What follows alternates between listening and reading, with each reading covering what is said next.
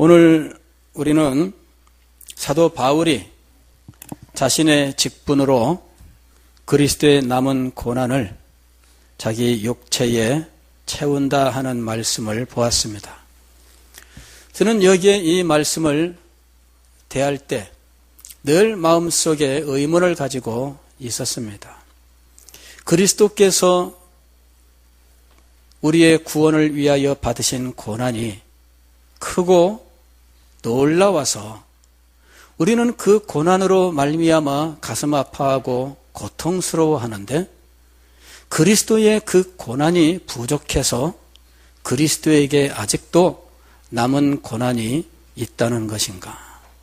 그리고 그리스도에게 아직도 남은 고난이 있다면 그 고난은 도대체 무엇이며 그리스도에게 남은 고난이 있다면 그 고난을 내가 그리스도를 위하여 감당할 수 있는가?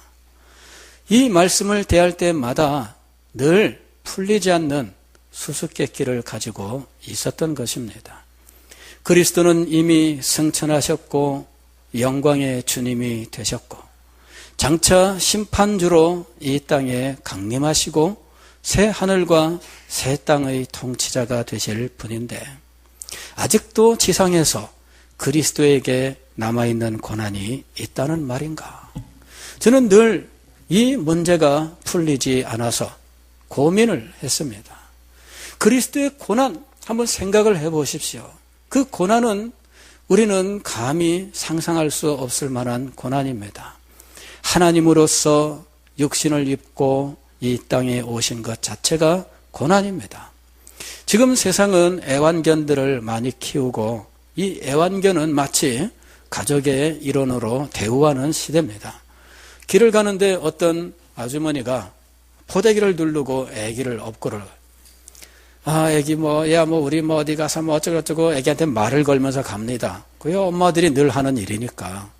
그래서 그 애기 참 이쁘다. 가까이 갔어요. 그랬더니 이게 웬일입니까? 강아지 한 마리가 포대기에 포옥 들어가 있는 거예요. 강아지를 업고 가면서 이름을 부르면서 얘야 어쩌고저쩌고 그러는 거예요. 저는 이해가 안 돼요. 저는 보신탕은 즐기지는 않지만은 그래도 먹을 기회가 있으면은 피하지는 않는 그런 사람입니다. 그러니까 이 개를 키우는데 그렇게 애착이 있는 사람은 아닌데 너무 이상해요. 어떤 사람은 요새는요 포대기를 앞으로 둘러가지고 그래가지고 애기들 왜 앞에다 이렇게 하고 다니잖아요. 근데 개도 요새는 이렇게 하고 다녀요. 지하철 탈 때 개 데리고 타는 사람도 있고 식당에 개 데리고 들어오는 사람도 있어요. 그렇게 개가 굉장히 사랑받는 시대입니다. 애완견 키우는 분들은 그냥 개라 그러면은 그 개가 아니라고 막 그럴 거예요. 근데 그런 사람에게 당신은 개를 사랑하니까 개로 다시 이렇게 변하면 어떠냐? 하고 한번 물어본다면 어떤 대답이 나올까요? 개가 되고 싶을까요? 싶지 않을까요? 이 세상은 하도 이상한 사람이 많은 세상이니까 개 중에는 사람은 너무나 악해요. 사람은 너무나 지독해요. 차라리 개가 좋겠어요. 이러는 사람이 없는 건 아닐 겁니다. 그죠? 그런 사람이 있긴 있을 거예요. 그러나 일반적으로 혹은 정상이라고 말할 수는 없겠죠. 사람이 개가 되었다고 생각을 해봅시다. 의식은 여전히 사람이에요. 어제까지 사람이었어. 자고 일어나니까 오늘은 개야. 그러면 이 사람이 어떻게 되겠습니까? 정말 견딜 수 없을 거예요. 자기가 사람인 것처럼 행동하다가 한 대 얻어 터지고 그러면서 깨갱거리면서 아니 내가 사람이야 그러면서 왕왕왕 그러는데 이게 말이 안 통해요. 얼마나 답답하고 참 처참하겠습니까? 하나님께서 육신을 입고 이 땅에 오신 성육신 사건은 이것과는 비교할 수 없는 더 크고 더 엄청난 사건이었습니다. 사람과 개의 차이는 생물학적인 차이에 불과합니다. 그러나 하나님과 인간의 차이는 창조주와 피조물 간의 차이로서 근본적으로 그 존재가 다릅니다. 그런데 예수님은 성자 하나님으로서 육신을 입고 이 땅에 오셨습니다.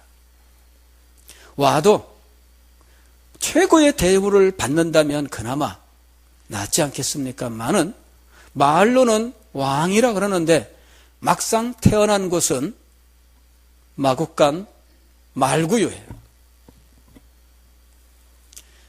동방 박사들이 유대인의 왕으로 나시니가 어디에 계시뇨 하면서 찾아서 왕에게 경배한다고 하면서 여향과 모략과 황금을 드리고 경배하고 돌아갔습니다.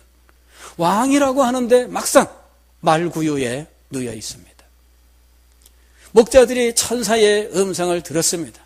오늘날 너희를 위하여 왕이 나셨으니 그 말을 듣고 왕께 경배하기 위하여 목자들이 베들레헴으로 달려갔습니다. 그랬는데 그들이 경배한 대상은 말구유에 놓여있는 아기였습니다. 아니, 세상에 이런 왕이 어디 있어요? 왕이 실제 그렇게 오셨다면 그거는 말할 수 없는 고난일 것입니다. 그런데 이 왕은 헤롯 왕이 갓난아기들 해치려고 하니 피하라 말씀을 듣고 도피했는데 애굽 땅으로 부모는 도피를 한 겁니다. 헤롯 왕이 죽고 다시 돌아왔는데 갈릴리 나사렛에서 성장을 했습니다. 예수님께서 공생을 시작하실 때 어머니와 형제들에 대한 이야기는 있지만 요셉에 대한 이야기는 없어서 학자들이 궁금하게 여겨 연구를 했는데 결론은 요셉은 아마도 애굽에서 돌아와 나사렛에 정착을 하고 얼마 후에 일찍 죽었을 것이다. 그렇다면 그 집안의 장남으로서 예수님은 소년 가장이 되어 식구들을 책임져야 되는 위치에 있었을 것입니다. 지금도 소년 가장이라고 하면 그 삶이 만만치 않습니다. 그래도 지금은 우리나라의 복지가 많이 개선되어서 그나마 지원이라도 있는 상황이지만 20년, 30년 전만 해도 소년 가장이라고 하면 말할 수 없는 어려운 삶이었죠. 그런데 2000년 전에 팔레스타인 땅의 소년 가장은 얼마나 고통스러웠을까. 소년 가장은 가난한 사회일수록 더 힘들고 어려운 거예요. 그러니 예수님은 일찍부터 이 세상의 육신의 아픔과 고통, 인간적인 괴로움들을 겪으면서 한 가정의 가장이 되어 생계를 책임지는 일을 했을 것으로 보입니다. 사람들은 예수님에 대하여 목수라고 기억을 하고 있습니다. 예수님은 목수의 일을 하면서 생계를 책임지고 있었던 거예요. 가장이 없는 가정의 식구들의 삶은 뻔한 것입니다. 더군다나 가난한 집안의 삶이란 이루 말할 수 없는 것이지요. 그러나 예수님의 고통은 아직 시작된 것이 아닙니다. 공생애를 시작하시고 하나님 나라의 복음을 전하기 위하여 갈릴리와 유대와 예루살렘, 사마리아를 다니면서 복음을 전하셨는데 수없이 많은 사람들이 예수님을 찾아왔습니다. 예수님을 향하여 주여 주여, 예수님을 향하여 나를 불쌍히 여겨달라고 외쳤습니다. 그러나 그것은 앞에서 보여주는 모습일 뿐입니다. 뒤돌아서면 비난하고, 뒤돌아서면 욕하고, 뒤돌아서면 매몰찬 것이 인생들의 모습이었죠. 앞에 와서는 예수님 당신 같은 분 없습니다. 그러지만 뒤로 가서는 예수님을 해치려는 모의를 하는 그것이 이 세상의 모습이었던 것입니다. 예수님께서는 말씀하셨습니다. 여우도 굴이 있고 참새도 새끼들 보금자리가 있지만 인자는 머리 둘 곳이 없다. 인자는 머리 둘 곳이 없다. 예수님께서 이 세상을 사실 때 그 삶은 정말 고달픈 삶이었던 것이지요. 밤잠을 미루지 못하고 하나님께 기도하고 새벽 아직 날이 밝기 전에 하나님 앞에 나아가 기도하면서 어떻게 해서든지 아버지께서 맡겨주신 이 구속의 사명을 감당하기 위해서 당신의 최선의 힘을 기울였습니다. 그러나 예수님의 여정은 고단하기 짝이 없는 여정입니다. 한 번은 배를 타고 갈릴리 호수를 건너는데 고단하여 예수님께서 뱃전에 누워 잠이 드셨습니다. 예수님은 고단한 삶을 살면서 맡겨진 일을 감당하기 위하여 날마다 애를 쓰셨습니다. 그러나 아직도 예수님의 고난은 다 끝난 것이 아닙니다. 십자가의 고난이 예수님 앞에 남아 있는 것이지요. 예수님께서 십자가를 지실 때가 가까이 오신 것을 아시고 예루살렘을 향하여 올라가셨습니다.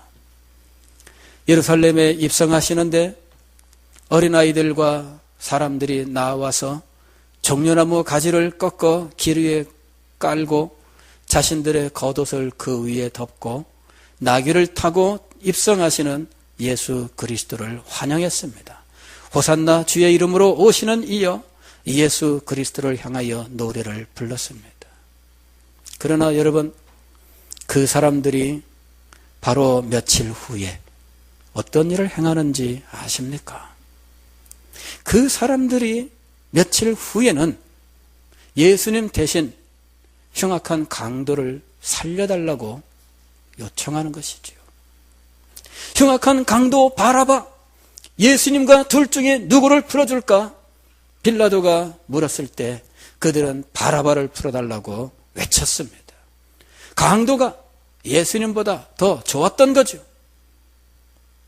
인심은 이렇게 조변석게 하는 것이지요. 그 조변석게 하는 인심을 대할 때 얼마나 힘들고 어렵겠습니까? 제자 중에 하나는 예수님을 팔기 위해서 대제사장을 접촉하고 겨우 은 30에 자기의 주님 예수님을 팔아 넘겼습니다. 예수님께서는 그 사실을 알고 계십니다. 이제 네가 할 일을 해라. 요한이 이 유다가 예수님과 식사하던 자리에서 슬며시 일어나 나갔습니다. 사람들은 그가 예수님이 시킨 다른 일을 하러 가는 줄 알았지만 그러나 예수님은 그가 자기를 팔기 위해서 대제사장에게 가는 줄을 아셨습니다. 마음에 고통이 있지 않겠습니까? 가룟 유다를 향하여 유다야, 네가 차라리 태어나지 않았으면 좋았을 것이다. 이미 모든 일을 알고 계신 예수님은 유다조차도 불쌍히 여기십니다. 그러나 유다는 예수님의 그 심정을 아랑곳하지 않고 예수님을 대제사장에게 팔아 넘깁니다. 그날 밤에 예수님께서 겟세마네 동산에서 마치 피를 흘리듯 땀을 흘려 기도하시던 중에 가룟 유다는 대제사장의 종들을 데리고 예수님을 찾아오는 것입니다. 그리고는 기도를 끝내고 나선 예수 그리스도를 붙잡아 가는데 예수님을 그 밤에 이 종들에게 이 사람이다 하고 지목을 해주는 거예요. 캄캄한 밤에 비슷한 옷을 걸치고 머리에는 이렇게 두건을 걸치면 캄캄한데 누군지를 알겠어요? 근데 그 장소, 그 자리에 와서 예수님을 지목하는 거예요. 그리고 그날 밤에 예수님이 겪은 고통은 말로 다 할 수가 없죠. 대제사장 집에 가서 그 뜰에서 신문당하고 매맞고 그 다음에 빌라도에게 보냈더니 빌라도는 헤롯에게 보내고, 헤롯은 다시 빌라도에게 보내고, 빌라도는 그 아침에 예수님에게 사형을 선고하는 거예요.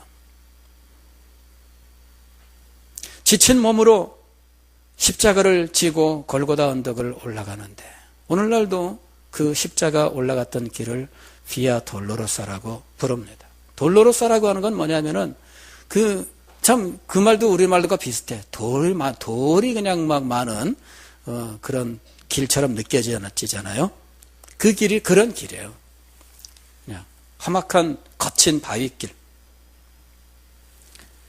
그 길을 올라가다가 쓰러지고 또 쓰러지고, 끌려가시다가 또 쓰러지고 또 끌려가고, 나중에는 너무 길이 지체되니까 로마 군병들이 구레네 사람 시몬을 끄집어내서 십자가를 지고 올라가게 했어요. 그러나 막상 형장에서 십자가에 매달리는 것은 예수님이죠. 3군데 못을 박습니다. 양쪽 손바닥과 2 발은 모아서 한꺼번에 못질을 하는 겁니다.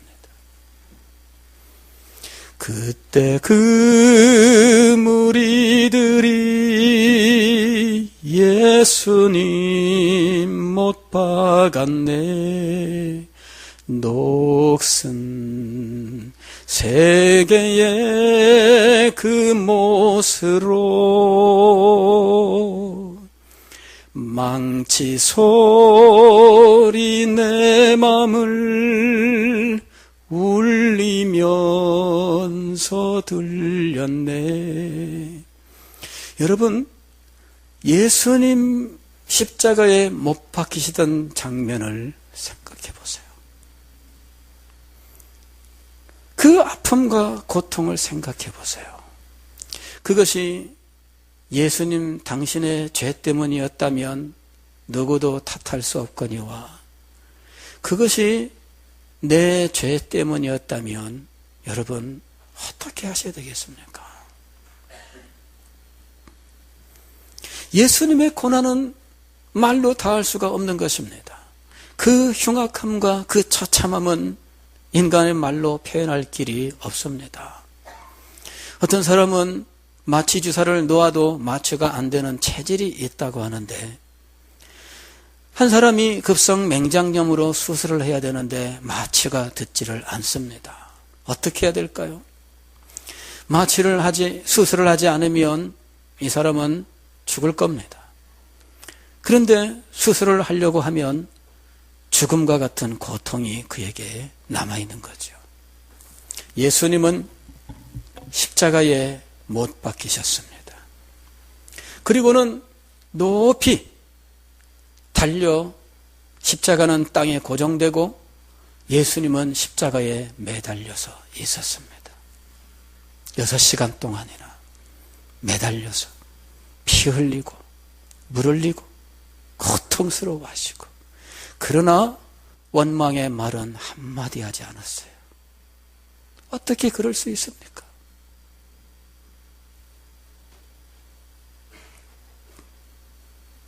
세 시간이 지난 후에 하늘이 캄캄해지고 온 천하에 어둠이 덮였는데 3시간 동안 하늘의 해가 사라졌습니다. 아버지여, 어찌하여 나를 버리시나이까? 마침내 때가 되어 아버지여 내 영혼을 아버지 손에 부탁하나이다. 그리고는 운명하셨지요. 예수 그리스도의 그 고난이 부족해서 아직도 그리스도에 남은 고난이 있다는 이야기입니까? 저는 이것을 놓고 도대체 이게 무슨 의미인지에 대하여 고민을 했습니다. 그리스도에 남은 고난이란 무엇인가? 이 말씀을 다시금 자세히 보면서 어느 날 그리스도에 남은 고난의 비밀이 열린 겁니다. 나는 이제 너희를 위하여 받는 괴로움을 기뻐하고 그리스도의 남은 고난을 그의 몸된 교회를 위하여 내 육체에 채우노라. 여기에 너희를 위하여 받는 괴로움이라는 말이 있죠. 이 말이 그리스도의 남은 고난이라는 말로 다시 한번 반복되고 있는 겁니다. 이거는 같은 말을 두 번 반복하지 않고 다른 말로써 그 의미를 더욱더 밝히는 그런 하나의 글 쓰는 방법이죠. 너희를 위하여 받는 괴로움, 그것을 사도는 그리스도의 남은 고난이라고 표현한 겁니다. 왜? 사도가 교회를 위하여 교회를 섬기다가 받는 괴로움을 그리스도의 남은 고난이라고 표현을 했을까? 그것은 교회와 그리스도와 사이에 있는 비밀 때문입니다. 교회와 그리스도 사이는 둘이 아니라 하나입니다. 그래서 에베소서 5장에서 남편과 아내에 대하여 교훈하면서 사도는 그리스도와 교회의 비밀을 말하노라 하고 이야기한 겁니다. 그리스도와 교회의 비밀이 있습니다. 그것은 연합입니다. 그리스도는 교회의 머리며 교회는 그리스도의 몸이라고 하는 관계. 그래서 그 둘은 뗄 수 없는 하나가 된 생명의 관계라고 하는 사실이죠. 그래서 이 땅에 그리스도는 계시지 않지만 그러나 그리스도의 몸인 교회가 그리스도의 영광을 나타내고 있다는 것입니다. 그리스도와 교회는 뗄 수 없는 생명의 관계입니다. 그래서 교회를 섬기는 것은 그리스도를 섬기는 것과 같은 의미를 갖는 것이지요. 마찬가지로 교회를 위하여 섬기다가 고난을 받는다면 그것은 그리스도께서 고난을 받는 것과 마찬가지입니다. 그리스도는 교회의 머리요, 그리스도는 교회의 주인으로서 교회를 보호하시고 인도하시고 양육하시는 분이십니다. 그리고 양육자로서 그리스도는 당연히 교회를 위하여 고난을 받고 계시는 것이지요. 우리를 구원하시기 위하여, 우리의 죄를 속하기 위하여 그리스도의 고난은 더 이상 없지만 그러나 우리를 양육하기 위한 양육자의 고난은 그리스도에게 여전히 있는 것입니다. 양육자가 갖는 고난이 있지 않습니까? 부모들이 자녀를 양육하는 동안에 얼마나 많은 아픔과 고통을 겪는지. 부모는 자식을 위하여 먹을 것, 입을 것 절제하면서 자녀에게 다 공급을 합니다. 그러나 자녀들은 이해하지 못해요. 조금 크면 자기가 잘난 줄로 생각을 합니다. 아, 왜 내 인생 내 것입니다. 뭐 부모님이 왜 자꾸 이렇게 하세요? 그러면서 반항하기 시작을 하죠. 양육자에게는 두 가지 고통이 있어요. 하나는 자녀를 양육하기 위하여 이 세상에서 수고하며 애써야 된다는 거죠. 직장 생활을 하든 뭘 하든 자녀를 위해서 열심히 노력을 합니다. 식구들을 위해서 얼마나 많은 고통을 겪는지. 그러나 다 참습니다. 모욕이 있어도 부끄러움이 있어도 참습니다. 그래도 집에 와서 식구들이 인정해주고 또 기뻐하고 순종하면 그 고통과 괴로움은 다 사라지는 거예요. 밖에서 무슨 일이 있었든 집에 왔는데 아이들이 아빠 부인도 여보 수고 많았죠. 이렇게 해주면서 이렇게 자기를 인정해주고 자기를 둘러싸고 기뻐하면 모든 시름이 사라지는 거예요. 그런데 집에 왔는데 너 왔냐 시킨 거야. 애들은 애들대로 집에서 공부한다고 안 나와 방에서. 야, 이 녀석아, 아빠 왔는데 아는 체도 안 하냐? 겨우 하는. 안녕하세요. 끝이야. 이야, 그거 치워박을 수도 없고. 여러분, 양육자에게는 이중의 고통이 있어요. 하나는 양육하기 위하여 필요한 것들을 얻기 위해 다니면서 겪는 고통이 있습니다. 두 번째로는 양육을 받는 자들로부터 받는 오해와 혹은 냉대, 거역과 불순종입니다. 양자의 고통이 있습니다. 사도 바울은 이 두 개의 고통 속에서 사역을 했습니다. 양육자는 당연히 이 두 가지 고통을 가지고 있습니다. 고린도전서 11장 24절로 27절에서 사도는 이렇게 이야기합니다. 유대인들에게 40에서 하나 감한 매를 5번 맞았으며 3번 태장으로 맞고 1번 돌로 맞고 3번 파선하고 일주일을 깊은 바다에서 지냈으며 여러 번 여행하면서 강의 위험과 강도의 위험과 동족의 위험과 이방인의 위험과 신의 위험과 광야의 위험과 바다의 위험과 거짓 형제 중에 위험을 당하고 또 수고하고 애쓰고 여러 번 자지 못하고 줄이며 목마르고 여러 번 굶고 춥고 헐벗었노라. 복음을 전하기 위해서 다니는 동안에 그는 몇 번의 죽을 고비를 넘겼습니다. 하나하나 죽을 고비 아닌 것이 없었어요. 사도는 이 외에도 많은 고통이 있었겠지만 죽을 고비에 해당했던 건 몇 가지만 이야기한 겁니다. 죽을 고비에 해당한 몇 번만 이야기하는데 그것조차도 벌써 10번 이상이에요.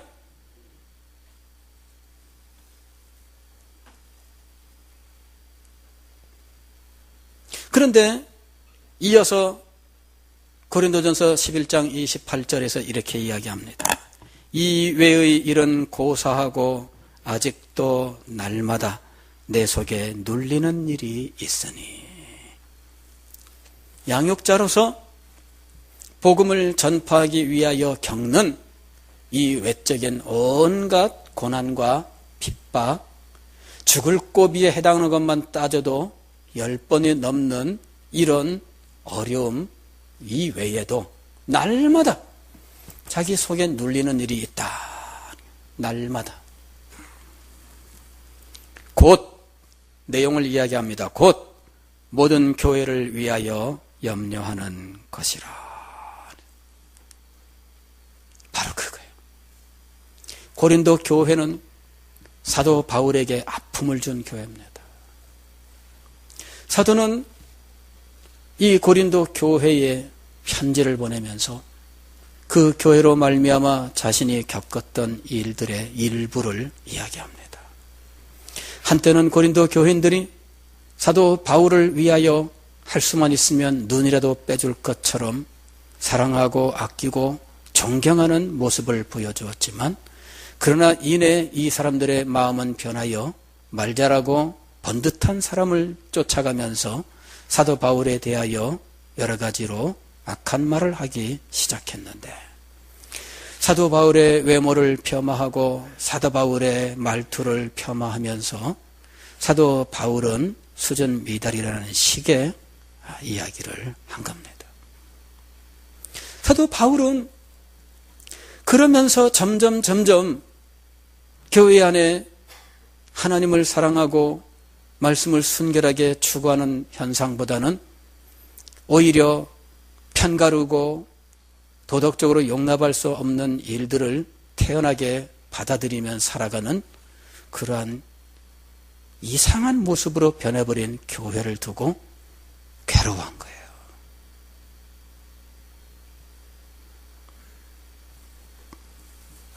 사랑하는 성도 여러분, 어디 사역자뿐이겠습니까? 교회를 위하여 세워진 모든 직분자들이 교회를 섬기기 위하여 충성하는 동안에는 이런 동일한 아픔과 고통이 언제나 찾아오기 마련입니다. 사람들은 그냥 생각이 다를 뿐이야 그런 식으로 하면서 하나님의 뜻과 전혀 다른 말과 행실들을 정당화하고 있습니다. 말씀 앞에 겸손히 무릎 꿇고 하나님의 말씀이 무엇을 의미하는지 주의 말씀이면 내 속에 어떤 생각이 있든 굴복시키고 그 앞에 순복하는 것이 마땅하지 않습니까? 그러나 지금은 시대가 변했습니다. 만 사람이 있으면 만 가지 생각이 정당하다고 하는 세상. 그게 우리가 살고 있는 시대입니다.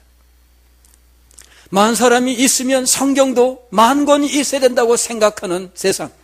그것이 우리가 살고 있는 이 시대의 모습입니다. 사랑하는 성도 여러분, 이런 속에서 교회를 위해서 말씀대로 순종하는 것이 얼마나 힘들고 어려운 일인지 모릅니다. 그리스도는 교회의 인도자요, 보호자요, 양육자로서 아직도 고난 가운데 계신 것입니다. 그리고 그리스도의 부르심을 받고 그리스도를 대신하여 교회를 섬기는 주의 모든 종들은 그리스도의 남은 고난을 자기 육체에 채우면서 지금도 그 고난 가운데 있는 것입니다. 사랑하는 성도 여러분, 그러나 이 고난을 대하는 사도 바울의 자세를 우리가 배워야 할 것입니다. 나는 이제 너희를 위하여 받는 괴로움을 기뻐하고, 사도는 고난 속에서 불평하고 불만하지 않습니다. 사도는 오해를 받고 폄하를 받아도 원망하거나 시기하지 않습니다. 사도는 여기서 자기의 자세를 표현합니다. 내가 기뻐하고. 예수님께서 이미 하신 교훈입니다. 너희가 나를 위하여 핍박을 받고 고난을 받으면 기뻐하고 즐거워하라. 하늘에서 너희의 상이 큼이라. 예수 그리스도께서 이미 주신 교훈입니다. 나를 위하여 너희가 핍박을 받는다면, 내 이름을 위하여 너희가 고난을 당한다면 오히려 기뻐하고 즐거워하라. 우리는 불평, 불만에 빠질 필요가 없습니다. 주님께서 우리에게 주실 크고 놀라운 것들을 바라보면서 오히려 기뻐하고 즐거워해야 됩니다. 사도들은 대제사장에게 예수 그리스도를 전하는 것 때문에 붙들려 가서 위협을 당하고 돌아오면서 자신들이 그리스도의 복음에 합당한 자가 된 것을 인하여 그리스도의 이름을 받으러 능력을 받기에 합당한 자가 된 것을 인하여 오히려 기뻐했습니다. 그리스도를 섬기고 교회를 섬기는 사람들의 참된 자세는 기뻐하는 것이었습니다. 오해가 있어도 그리스도를 인하여 기뻐하고, 고난이 있어도 그리스도를 인하여 기뻐하는 것이 사역자의 참된 자세인 것이며, 그리스도의 부르심을 받아 교회를 섬기는 모든 사람들의 참된 자세인 것입니다. 사랑하는 성도 여러분, 그러므로 우리에게는 오직 하나 기쁨만 남아 있는 것입니다. 기도하겠습니다.